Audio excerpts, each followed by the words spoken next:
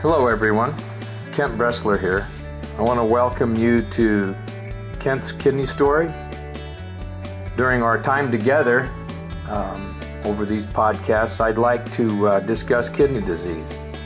I'd like to tell you about my journey as a transplant patient, but also talk about dialysis, kidney donation, and just about anything else that might be of interest. Kent's Kidney Stories, podcast endorsed and sponsored by kidneysolutions.org.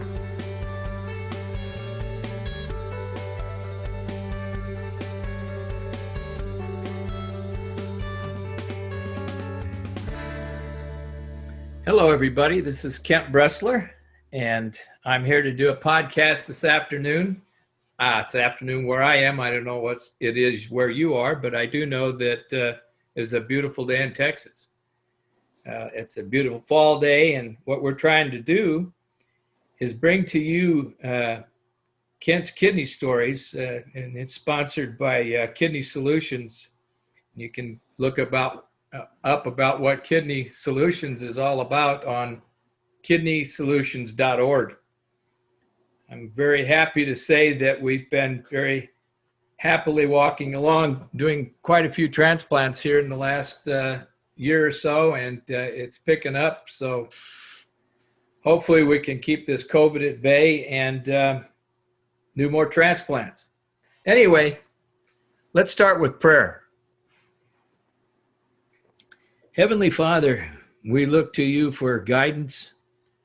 We also look to you for acceptance in what we do, because what we do for others. It's not about us, it's about the ones that we can help. We ask you to give us your power to make sure that we do what is right, not only in your eyes, but in our eyes and in our family's eyes. We ask you to look over Chelsea and I this afternoon as we talk about kidney issues, and we ask for the blessings on those hundreds of thousands that are waiting for a kidney. Lord, we ask all of this in your divine name. Amen. Well, here we go, Chelsea Roman. How are you? I'm good, thank you. Thank you for having me today. That was a beautiful prayer. Well, I sometimes they come off pretty good, other times I struggle, but I think that's what prayer is all about, right? Exactly. Okay, so what usually happens here is I talk to people about just kidney stories. I love kidney stories, and it really gives me a great feeling to hear people's story. And nothing surprises me and nothing excites me more than talk to a kidney patient, especially a recipient, all right, with experience. I will tell you that I only had 2 days of dialysis, so I am not versed on dialysis. I have plenty of friends on it, and I work very closely with patients on dialysis to help them through their kidney journey and transplant journey. But I did not have long-term dialysis. 2 days is all before I was transplanted. And we knew that going in, it was going to be that. And those 2 days were going to be supposedly to clean my blood up so that I could have a better chance at surgery. It didn't work. So I'm glad I had the transplant. And that was 33 years ago. So I just wanted to say that to get you in the mood to understand where I'm coming from, because I'm really going to now ask you to kind of give us some background on and maybe tell us your story. Sure. So I'm going to start at the very beginning, Perfect. Literally. I'm going to start with my mom's story because I think it's very important. She was 7 months pregnant with me. She went to the doctor, and after her appointment, she found that she wasn't feeling too well, and was walking to her car, and in the parking lot, she felt like she was going into labor, felt like she was having severe pain. And so she went to the hospital, and at that point, they told her that I needed to come out right away. They did not administer any anesthesia or anything. Oh, no. They just sliced her right open. Yeah. And pulled me out. I was stillborn. I was dead for Yeah. 5 minutes. They revived me. I was 3 pounds. Once I was revived, I had no kidney function for 2 days of my life. I was in an incubator for about 2 months in the hospital. And during that time, my parents could not hold me. They could not touch me. They could not do any of that. Because I was such a preemie, I was born in Southern California, and I was transferred to UCLA. And they had never done dialysis on such a preemie before. And they were debating on whether they wanted to do dialysis on me. My parents at that point said to the doctors, you need to do what you need to do. And so they decided to do the wait and see approach before they decided to do dialysis. It turned out that I did not need to do dialysis at that point, and my kidney function slowly came back. I had one functioning kidney, one non-functioning kidney for the first few months of my life. When I got a little bit older, I was released from the hospital after 2 months, still very small, and my kidney function kept getting better. So I started getting followed by a nephrologist at a very, very early age. And I only had 25% kidney function. So I knew of my kidney disease at a very, very young age. They said, you're going to need a transplant or you're going to need dialysis. I mean, I knew that from childhood. Childhood meaning how old? How old? Like 3, 4, 5, 6? 4, 3, 4? 4, 5, 6. Yeah. Okay. As soon as I can comprehend. Could remember. Like my and so my father ended up passing away when I was 5 years old. Oh no. So then my mom was dealing with me, who is a sick child, and then I had a younger sister that she was raising on her own. So she was on top of all my health issues. She was on top. She knew what the kidneys did. She started me on a low salt diet from a very early age. Yeah. Seasoned my food with just herbs and lemon juice, and and to this day I don't eat salt. You had a great start. Perfect. Dietitian type mama. That's great. Yeah. So I knew what was in the future. Like I knew that I was probably going to be on dialysis or trying to get a transplant. When I went through school, graduated high school, and then when I was 24, I lost my mom to cancer. And that was when I was really kind of starting to learn more and more about my disease, because she would always come with me to my appointments, and she knew more than I did. She would say, drink lots of water, drink as much water as you can. And I did. And I, to this day, I only drink water.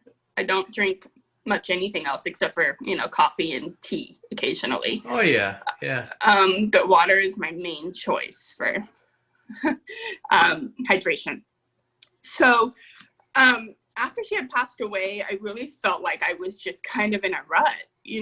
I'm young. I've got really severe kidney issues, and but growing up, knowing that what was headed my way, I was pretty prepared. I started doing my research and all that.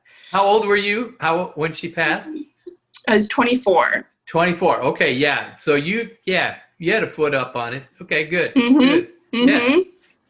Yeah, I did, thankfully, because without her guidance, I don't know what would have happened. And I had other family members and support as well throughout all this too. When I turned 30, I started feeling like my kidney function was starting to decline. I started having the metallic taste in my mouth. I started feeling nauseous in the morning when I'd wake up, especially in the shower. It's the weirdest thing. Yeah. I never had any swelling or anything like that. I was still urinating quite a bit, but my kidney function had decreased quite a bit. So over like 10 years, I went from stage 4 at 25% down to about 9%. And during that time, again, watching diet, watching my fluid intake, I tried to preserve as much of my kidney function as possible. When at 20% kidney function, I got on the transplant list. And so I was on the transplant list for 5 years before I started dialysis. I started dialysis, I was 32 years old. So I was able to preserve my kidney function for 32 years, from being a stillborn with no kidney function to 25% kidney function for 32 years before starting dialysis. That is amazing. That is absolutely amazing.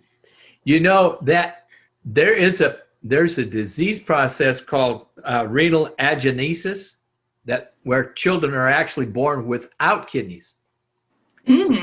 Okay, we'll go into that later on. You keep going with your story, because they go through quite a process. They usually don't survive it, number one, but number two, I do know of 2 people. One of them had a child who had a transplant at the age of 5. We'll tell that story later. Remind me to do that. Okay. So I because I knew what was going to happen, 4 years before I started dialysis, I had my fistula put in, because I knew that's where it was headed, and I wanted to be prepared. And then my doctor at that point told me about home dialysis.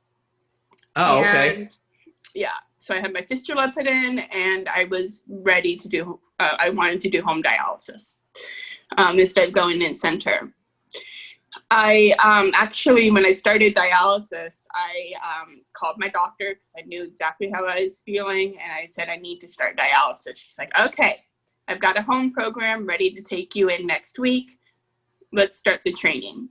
But to be honest, I, was afraid of the training. I didn't think my husband and I can do it. He was working full time. Yeah. He's like, I cannot take time off to do training for 4 to 6 weeks, to do this at home, and let alone, work and maintain a house and blah, blah, blah. Yeah. And I had always worked. So once I graduated high school, I always worked. You've been working. I've been working. Yeah. And it was hard when I was on dialysis. I actually stopped working for the couple years I was on dialysis. But I did home dialysis. I went through the training. I actually did the training for the most part by myself because my husband was working. He would come into the training maybe 2 days, 3 days out of the week. So I was a certified solo hemodialysis patient. But he was there to help if something happened, right? Right. Because I know some people, some programs won't let you unless you have somebody there. So okay, right. Well, yeah. So that what possessed you to just go straight to home dialysis? You never went in center at all? No, Really? I never went. No. Really? Yeah, part of it was I did not want to be around all those people and all the germs and all of that. And again, it was my mother was telling me, first of all, she was like, you don't want to do dialysis. You want to try to get a transplant before you have to do dialysis. Yeah. And that's why I got on the list 5 years before I actually even had to start. So as soon as I was able to get on that list, I got on that list. Yep. As soon as I was able to get that fistula, I got that fistula. I didn't want to be a crash and burn patient. No, you sure don't. No, we don't want anybody out there that's listening. We want to make that very evident. Mm-hmm. Can I take a step back? Will I get you confused if I take a step back? Okay, sure. So did anybody ever at that point in time talk to you about living donation, having someone, a living donor? Okay, good, good. Yeah. Okay. And I had over 20 people test to be a living donor, but nobody was a match. Oh no. And so I was a tough match. I had a blood transfusion as a baby. Of course. And I had B positive blood type, which is a hard match. Yeah, yeah, yeah. So those two things made my PRA at 97%, just right there. So that's why I was on the list for 7 years before I received my transplant. Okay. So you get to transplant, right? But I understand before you had your transplant, you were actually working very closely with the home dialysis company. Is that correct? Yes, that's correct. So I actually have a fabulous nephrologist who is on the board of this company, and he recommended me as a patient advocate. And so I decided that since I was very active on social media about my kidney story and trying to find a donor and, you know, educating others, that he thought I would be a great person to be able to advocate for, you know, others who don't necessarily have that chance. Yes. So I did a ton of advocating on social media. I did speaking events. Shared my story, and garnered a lot of attention. Yeah. That way. Similar to what we're doing at Kidney Solutions. Yeah, exactly. And people appreciate it. From when I started my journey, even 5 years ago, there wasn't much information about dialysis or even home dialysis or diet even. You know, it's hard to it was hard to find what could I eat, what I couldn't eat. And even though I knew, it would be nice to have that like on paper so I could actually see. Sure, some kind of guide. Instead of going to a dietitian all the time saying, what can I eat? Yeah, right. Absolutely. It's very, very hard for a lot of people, especially, you know, I grew up knowing all this information, but for someone who's used to a certain lifestyle, told they need dialysis or told they need transplant, just trying to adjust their lifestyle based on diet alone is very difficult. It's just one of the major whatever things that you go through when you get a diagnosis. It's like okay, so it's no wonder some people deny that they even have it. Okay, they just say and put it off and say, well, I'll deal with it as it goes on. You were very fortunate that you were bright enough to figure, I don't want to get down to the last straw and end up sick and then have to do this, you know, in the emergency room. Very smart. You're very smart about that. That's great. Thank you. Yep. So go ahead.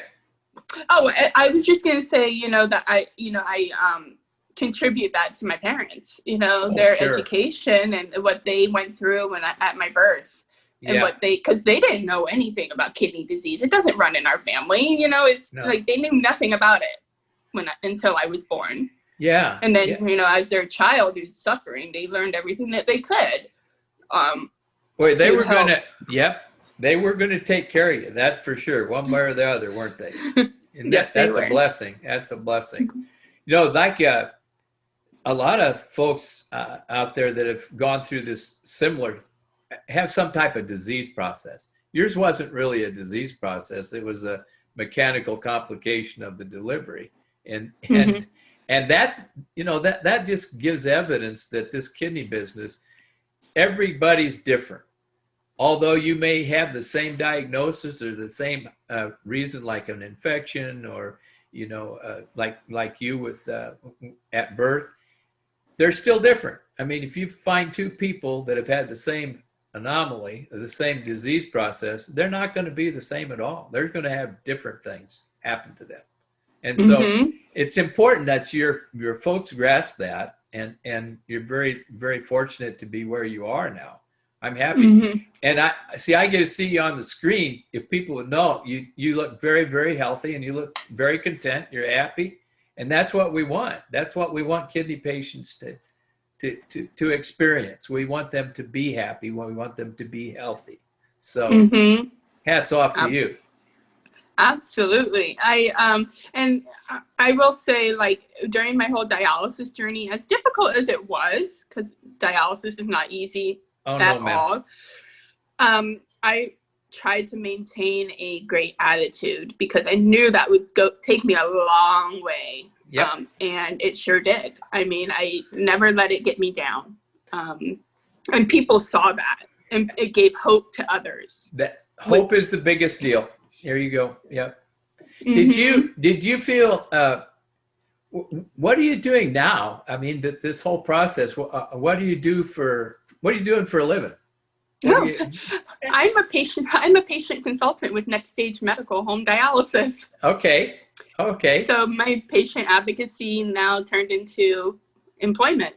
Well, and so I'm educating patients about their dialysis modalities and their options, and referring patients to home training programs.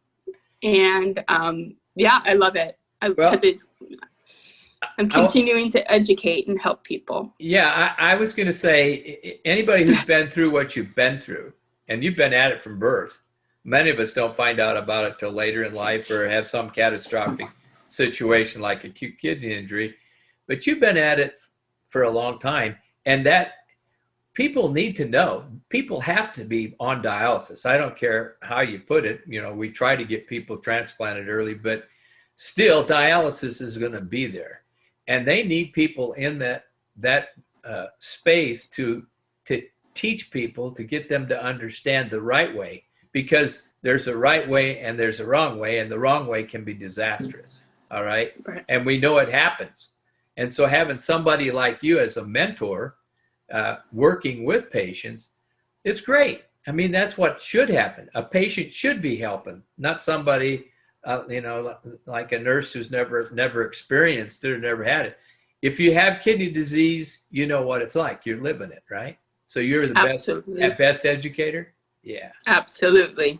And that's what we strive for, and each one of our advocates, patient consultants, are all patients themselves. And that's the best way that people are going to learn about this disease and what they're up against when it comes to dialysis. Pretty easy to say, well, what does she know? She's never been through it, right? But you can say you've been through it, right? Right, exactly. I'll go through that, talk to somebody. I don't always come out and tell them that I have kidney disease. They just assume it, I guess. When we start talking, and they say, well, how do you know that? And I said, well, because it happened to me. It happened to me. I experienced it. I survived it. All right. Wasn't pleasant. Okay, I understand that. But, some things in life aren't.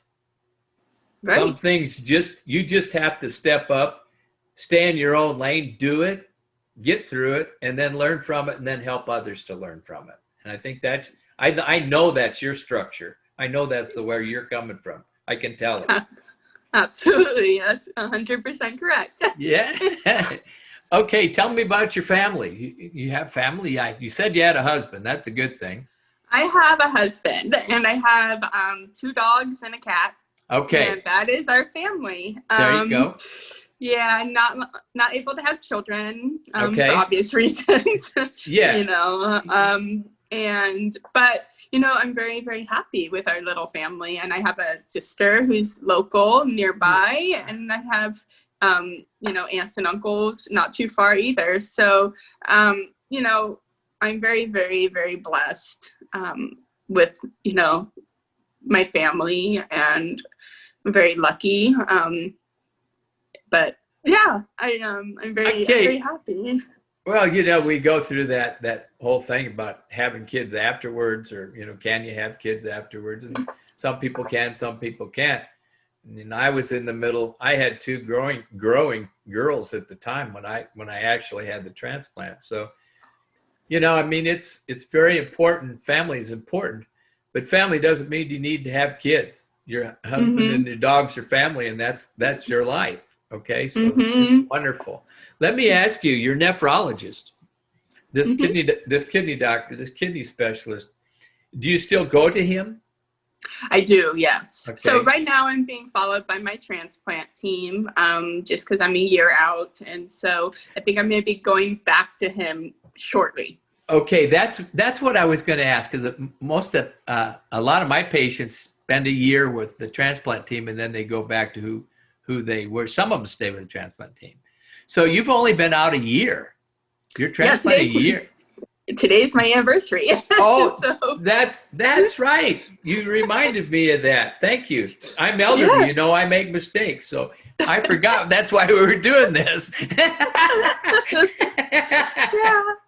So today is a year. So I'm guessing I'm going to be going back to my nephrologist. Do you want to?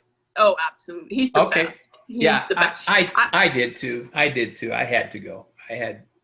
He got me through there. He got me where I was, right? Yeah. You build a great relationship, and you pay attention. You do what you're supposed to do. There's no need going to a doctor unless you do. But some of these nephrologists are fantastic. I mean, they grab hold of you, they caress you and hug you and put you in a family, and you stay with them. And that's good. Absolutely. Because you're going to pay attention to what they say. That's what has to happen, right? Okay. Right. Let's go on your transplant. What medications are you on currently? So I'm on, let me think about that, prednisone. Okay. I'm on tacrolimus. Okay. Mycophenolate. And those are the 3 transplant meds that I'm on. Okay. So you're off the antivirals and all so far. Okay. Yep. I had a very great experience yesterday, and I'm going to try to say this right. I listened to a webcam on it was called Coping with Prednisone. And you're new, so I'm going to encourage you to go. Have you ever heard of NephCure? NephCure? NephCure? No, I have not. Okay, write that down. And I want you to go to their website. And I want you to look, because this was taped. I want you to listen carefully to that. It talks about prednisone, and it's a book about prednisone, okay? And I want you to I don't want you to be on the internet looking for information about prednisone, because a lot of it's outdated, and it's not, it's dangerous to be on that a lot. To me, this book is written by a nephrologist, a childhood nephrologist. She works with kids, all right? Pediatric, okay? So she's also at Harvard, okay? Transplant program at Harvard. And she's written this book along with her sister. Anyway, you get into that. It's Coping with Prednisone. And you use that book, and you can share it with your nephrologist. And there are indications. I've been on it for almost 40 years now. Okay. And there's side effects to it. But right. I want you to get I want you to get the truth about side effects, not from what somebody experienced, because not everybody has the same side effects. But after 40 years on it, I actually learned something yesterday about it that I hadn't known. So it's important that you go ahead and get that book, or at least listen to the program. Very easy. It's about 45 minutes, and add questions and answers. And then if you have trouble, if you can't find it, if you have trouble with it, call me, and I will. The lady's name is Zuckerman, I believe. But anyway, get to NephCure and listen to that first, and then you can make a decision. It's a great resource for you. And then when you have people that you run into, which I know you will, who are on prednisone, you can go ahead and tell them about this, and it's a good resource for them, okay? I'm plugging that book, and I don't even know her. But I enjoyed it. It was great. It's a great presentation. So Oh, yeah, great. and I'm looking forward to it. yeah, NephCure is a 501c that works specifically with people with a disease called FSGS. That's what I have. That's why I was interested in it. All right. Okay. So please take a little time just at least to look at it and see what you think. So, I will. all right. So tell me in a nutshell, what is the most important thing you could tell a patient right now who is just diagnosed with kidney disease? If they call you up, how would you work with it? How would you tell them what they need to be doing? What's the most important thing? The most important thing is to remain calm. do not, Right. do not, try to overreact and, just, take it in stride, because there are resources out there. They will get help. It's not the end of their life. It's not, Exactly. It's not the end of the world. it's not the end of the world either. Yeah. I guess to say it's just not going to die from it unless you don't do something about it. Right. Right. Exactly. So, and you've done really well. I'm happy that I got to meet you, and I'm hoping we can cross paths again. And is there anything else? Did we miss anything about your first year? No, I just that when I got the call, it was late at night. I was actually expecting a call from my doctor, and I thought it was my doctor calling. And then it was the hospital, the transplant center, saying, "Oh, we have a kidney for you. Come here tomorrow at 6 a.m." I'm like, oh my gosh. And so, woke up very early. Actually didn't sleep at all that night. I wonder why. And so, they said that the kidney was en route to the hospital. Like, it wasn't there. It was coming from somewhere else. Right. And I don't know anything about the donor. I wrote the donor's family back in July. Haven't heard anything. But, I'm forever thankful to them. I'm forever thankful. A lot of people don't know about it. A lot of people want to know about it just to thank them. It depends. You could be sitting at home someday and you'll get a call and it'll be from the donor, or you'll get a call from the transplant team said there's a person that wants to talk to you, the family from donor X, and I've experienced that with several occasions. I think the one most heartwarming was with a friend of mine here in town that had a heart transplant, and she met the donor's family. Oh. Yeah, and she put a stethoscope on her chest and let them listen to it. All right. So if the opportunity comes that family comes forward to you, think about that. About letting them place their hand on that kidney, whatever. Mm-hmm. And don't be afraid. It will. I really honestly believe the family will get in touch with you. Yeah, I hope so, but I also understand, Oh, yes. Oh, yes. And, I'm always putting my hand on my scar and just to feel it, to thank it. Yeah. And just to bless it, because it's a miracle. Not everybody is gets the second chance at life. 11 people die a day waiting. Yeah, exactly. Yeah, and it is a blessing. It brings tears to your eyes. It makes you feel.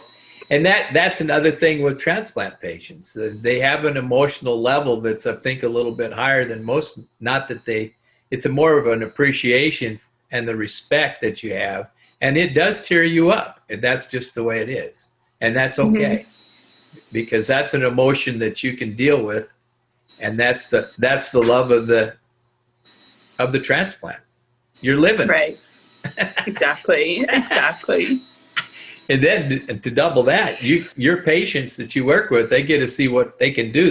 it encourages them to get a transplant. I think that would do. It's wonderful. It's great. You're in a great spot. Thank you. Okay. Thank you. Well, I'm going to give it up. I'm going to let you go unless you have anything. I don't want to break this off unless you have No. something else. I just want to say thank you so much for allowing me to share my story. I mean, this is wonderful what you're doing, and I enjoyed listening to the other stories, and they're all so powerful and Isn't it something? Inspirational, and they're amazing. You're doing a good thing here. Well, we all are. If you're giving back, you're doing a good thing. All right. And you know that that's a personal thing, that the reason you do it. And it's a God-given thing that he wants you to be doing. He wants you to give back, or he wouldn't have done what he did. Right. Right. So, okay. So I'm going to just kind of tell my folks out there, you know, when you go to listen to these stories, please like them and subscribe to them and comment. If you want to hear something different, let me know. It's very important to me. These stories that come from their heart, and it comes from their kidney heart. So do it. Subscribe, make a comment. I really care about how this goes. And I look forward to doing this more with you. And eventually, maybe we'll have 100 of them. I hope so. Maybe 200. Who knows? It's not a numbers game, but I sure am liking this. So until the next time, keep breathing.